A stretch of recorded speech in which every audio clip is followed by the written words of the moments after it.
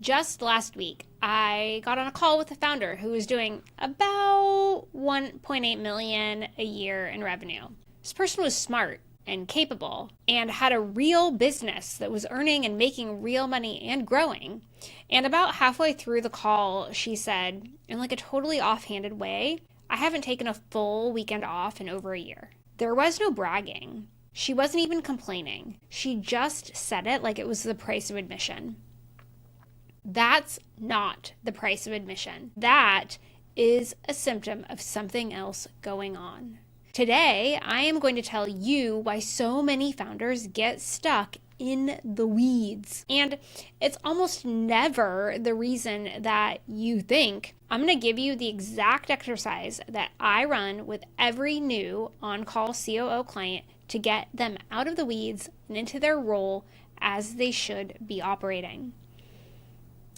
I'm Melissa Franks, your host of the Opt-in podcast, and this is where we go from surviving to thriving in business. I want to talk about what we're going to be doing today. If you started your business because you wanted freedom and somewhere along the way it started running you instead of you running it, this is the episode for you.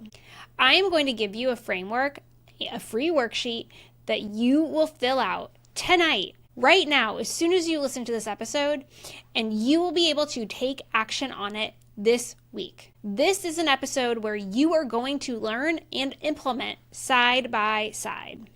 If you're new here, I'm a fractional COO by trade, but before that, I was a COO of a Fortune 100 company. I helped grow that business from 50 million to 350 million inside of the largest financial services company in the world before I left in 2022.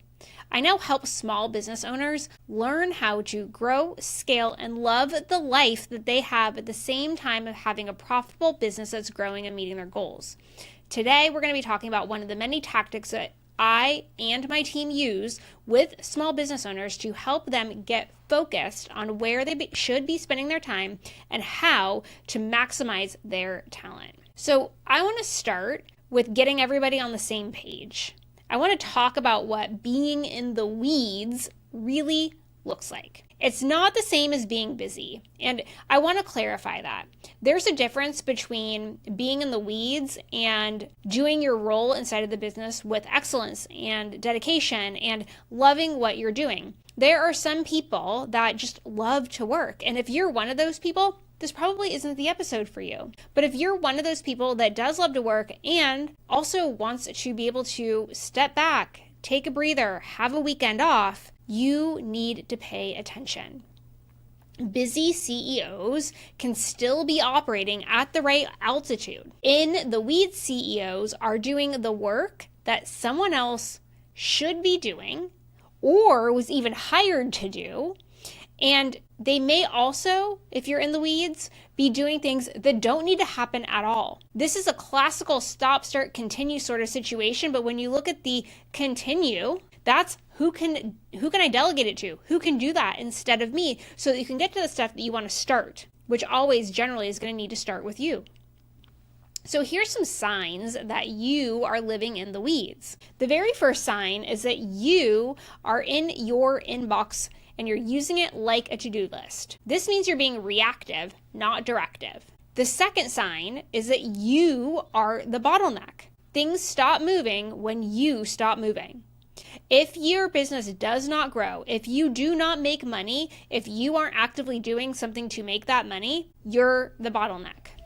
And then the third way is you can't take a real day off without things breaking. If you take a day off, you stop earning money. If you take a day off, the team stops working. If you take a day off, your social media goes dark. If you take a day off, nobody's handling customer service. If you can't take a day off without things breaking, then you are still in the weeds. And you may be carrying that around like it's a personality trait.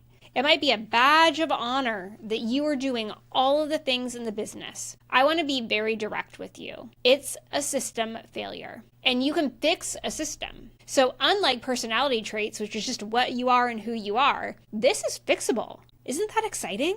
Now, you may not believe me just yet, Because what most advice says is the way to get out of the weeds is to just delegate. That advice is absolutely useless because it doesn't address why you're not delegating.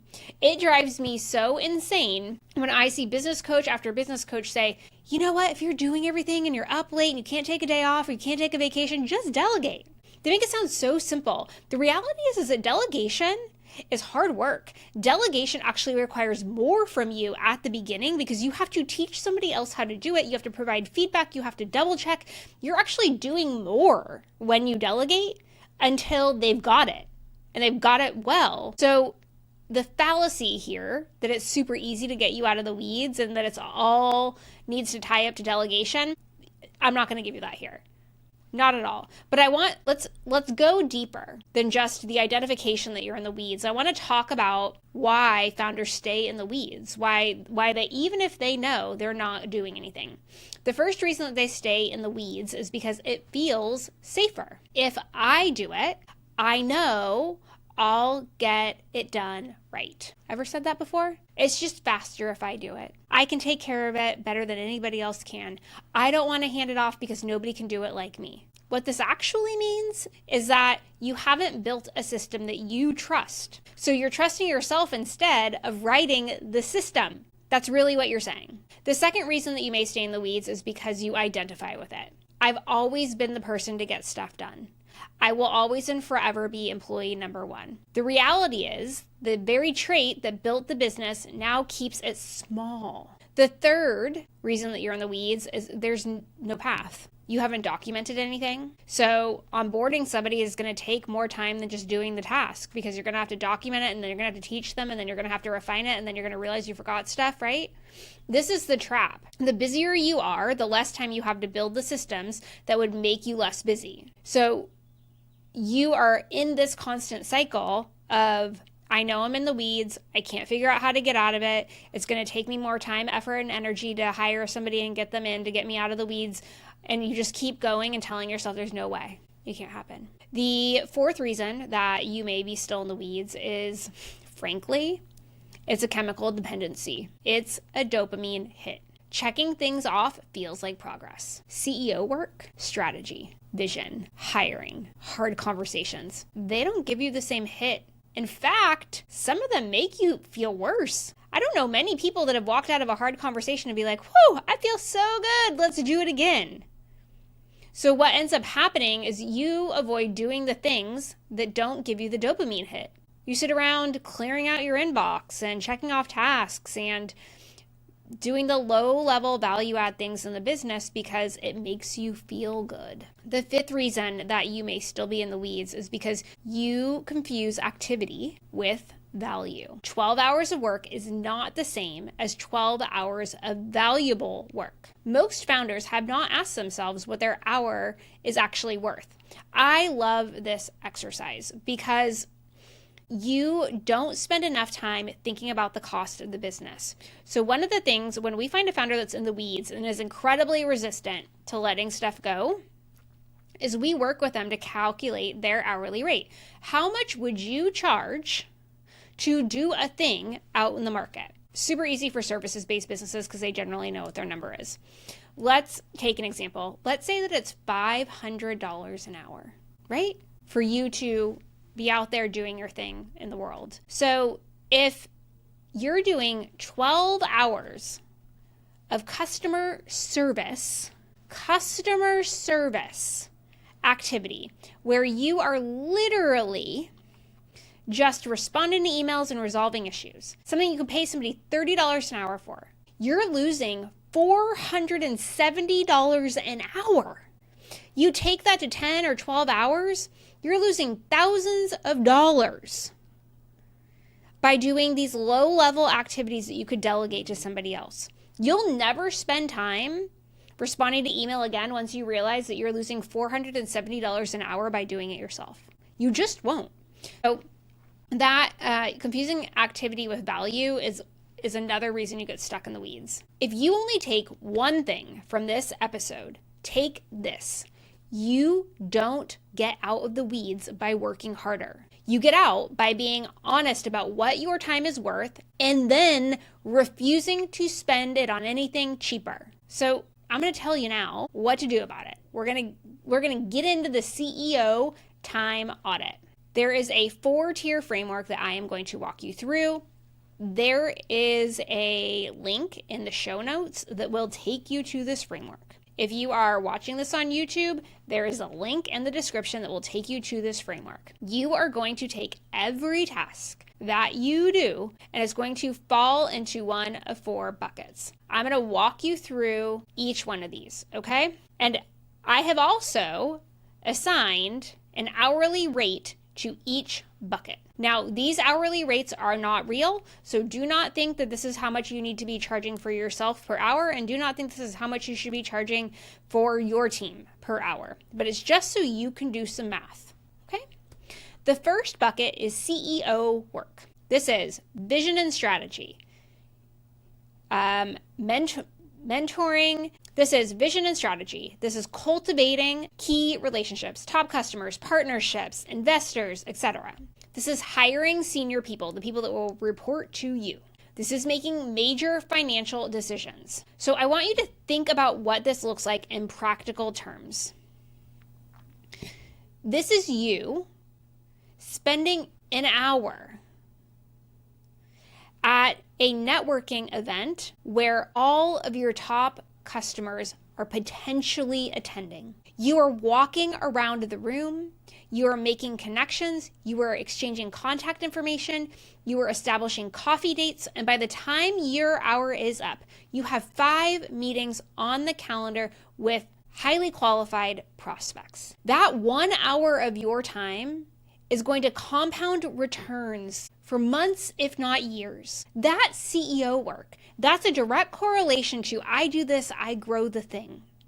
I do this, I realize big needle moving activities. A few months ago, I went to an event that required me to travel away from home for a few days. My participation at that event, for me to give myself 4 days away from home, resulted in an immediate gain of over $200,000 for the business. Was it worth it for me to spend some time there? Absolutely. That was a huge growth moment for the business. That is CEO work. The next category is manager work. Let's say it's $100 an hour. This is reviewing work, giving feedback, setting priorities for the team, process design. In practical terms, manager work is facilitating a team meeting weekly that prevents things from blowing up. In practical terms, this is, hey, this project is going on. Let's get everybody in the room and get status. In practical terms, it's you solving problems before they happen so they don't blow up. That's something a manager is qualified to do. It does not need you, the CEO. Now let's think about coordinator work, which is at about $25 an hour.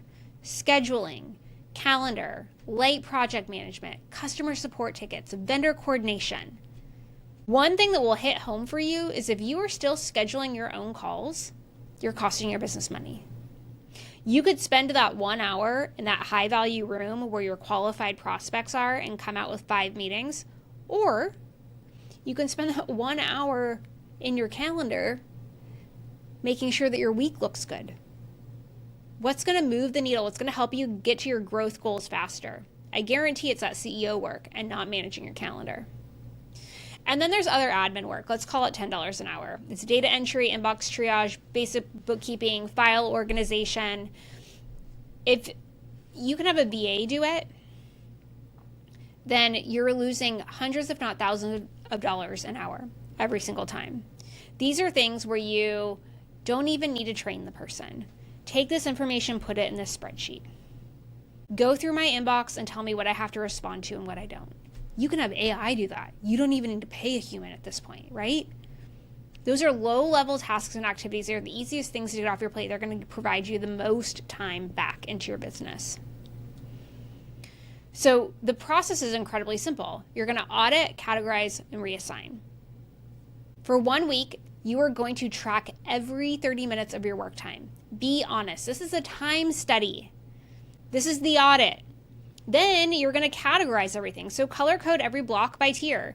Most founders are shocked. 60 to 80% of their week is in the 25-hour or below. So track all of your time by 30-minute increments, then go back and color code it by these 4 chunks that we just gave you, then reassign. For everything that is not $1,000 an hour work, ask in this order. Can I eliminate it? Does this even need to happen and exist? Can I automate it? Hello, inbox triage. What can you create? Tools, templates, use AI for? Where can you have workflows? And then can I delegate it? Even if you don't have a team yet, can you give it to a VA? Can you give it to a $25 an hour consultant? Can you give it to somebody else? Your job is not to do all of the work forever and ever. Your job is to make sure that the work gets done. Those are 2 very different jobs. And you only get paid like a CEO when you're doing the second one. Let's be clear. When you're making sure that the work gets done, you're getting paid like a CEO. When you are doing the work, you absolutely are not. The challenge is things are going to get in the way of you doing this exercise. Things are going to get in the way of you doing what the exercise tells you that you should do. You are going to feel uncomfortable. You are going to be critical of yourself. You are going to want to throw this out and say this will never work. Okay? When we run this exercise with clients all of the time, the first reaction is almost always defense. They want to explain why they're doing the things that they're doing. There's an excuse. One of the things that we hear often is, but my business is different, you just don't get it yet. And then that's rapidly followed by, I can't afford to hire somebody. And then we hear, no one else can do it, I'm the only one that can. And all of those are real feelings, and none of them are true. I have spoken a few times about the fact that a month ago I was in Las Vegas, and I was having a side conversation with a gentleman who had just been told to insource his sales team. He'd currently had it outsourced. And we were talking about On Call COO, and he said, well, who's doing your sales? And I said, I'm doing it all. And he thought I'd lost my mind. And I go, here's the thing. I know I shouldn't be doing sales. I know I shouldn't be doing sales. And I know that I would tell my clients to go hire a salesperson. And I don't know how to hand this off to somebody. And the reality is that I knew I needed to hand it off. Logically, I've known for months that I've needed to hand it off. And what's getting in the way every single time is that I need to create a system. And I need to train somebody, and I need to invest in them and then provide feedback. And every time I think about building a system, I get so overwhelmed that I just go back to it would be easier if I just did it myself. And the reality is that I'm stalling the growth of the business because I can't give this away, or I won't. It's not even a can't, I won't give it away. And so my second quarter goal is to get it off my plate before the end of the second quarter, because I know that the only way to grow this business is for me to retire from sales. So I get it, right? And that's why when we have these conversations with clients and somebody says, I can't afford to hire somebody, the answer is, and this is the case for me, you can't afford not to. If you're spending 10 hours a week on $25 work, you're losing the equivalent of a senior hire's output every single week. The math doesn't math when you get down to it. And just like my example about myself, nobody else can do it. Well, that's just not true either. They can't do it yet, and that's because you haven't built the system, you haven't built the path. Again, it's a solvable problem. And then sometimes we hear, I'm gonna do it, but we have to get to this place first. We have to hit $1 million. We have to hit $5 million. We need 10 more clients. We need the team to grow by this size. Listen, you're gonna get to that milestone, you're still not gonna do it. If you need to do it now, then do it now. The milestone is not going to be the trigger to get you to do it. The milestone is just going to keep moving and changing. The only way out is to start now. Starting now will make it easier over time. The longer you wait, the more uncomfortable it is going to be. And listen, I get it. If this feels uncomfortable, it's completely normal. It's supposed to. Think about it. Growing is not easy. There is a reason that children absolutely feel growing pains. When they grow too fast, their body actually is in pain. There is a reason why cutting teeth hurts, because growth is hard and painful. The weeds feel safe because they're familiar. Getting out feels risky because it's new. But on the other side is a business that doesn't need you to function, and that is the whole point. So I'm going to give you your assignment. For the next 7 days, every 30 minutes, write down what you're doing. That is it. Set an alarm. It will remind you. Write down whatever you're doing. right then. Don't change anything. Don't try to fix anything. Just track it. At the end of the week, color code everything based on the 4 tiers I gave you a little bit earlier. And I promise you, the data is going to scare you. And that's exactly what it's supposed to do, because data is what gets you to act. As I mentioned earlier, I built a free worksheet that does the categorization for you. It's called the CEO Time Audit. There's a link in the show notes. There's a link in the YouTube video description. You can get that for yourself and use it as a guide to finish. When you finish your audit, and only when you finish it, if you look at your week and you think, I genuinely don't know how to get out from under this, that's exactly the conversation I'm built for. Book a free 30-minute consultation with me. Link in the show notes, link in the description. We'll look at your audit together. We'll identify the biggest leverage point, and you'll leave with a plan whether or not we ever work together. No pitch, no pressure, just one operator helping another founder figure out the next move. So I want to wrap all of this up with just a few things. The weeds aren't a personality trait. Your hour has a price, and you can't fix what you don't measure. You did not start your business to be the hardest working employee of the business. You started it to build something. So let's make sure that that's what you're actually doing. Until next time, friends, please know that you're wise and you are strong and you are capable, and I believe in you.